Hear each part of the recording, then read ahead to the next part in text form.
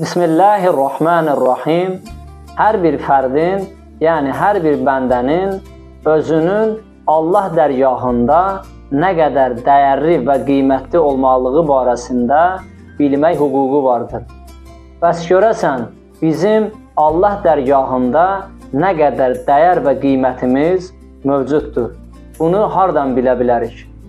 Bu mövzuya aydınlıq gətirməkdən ötürü mütləqdir ki, Həzrəti Peyğəmbər sallallahu aleyhi və səlləmin bir hədisinə və mübarək Quran-ı Kərimin bir ayəsinə diqqət yetirmiş olaq.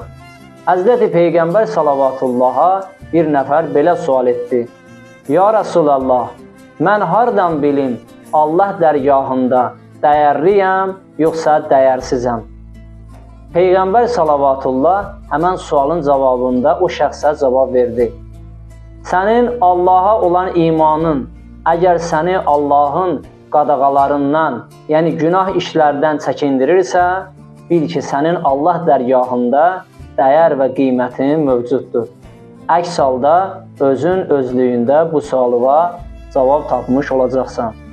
Dediyimiz ayə isə Mütəal Allah Hucurat surəsinin 13-cü ayəsində buyurur. İrqindən, məzhəbindən, millətindən, dərisinin ağ və ya qarasından asılı olmayaraq Allah dərgahında ən dəyərliniz Allaha ən çox təqvalı olanınızdır.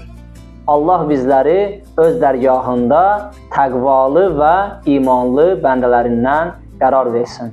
Vəssalamu aleykum və rəhmətullah və bərəkətuhu.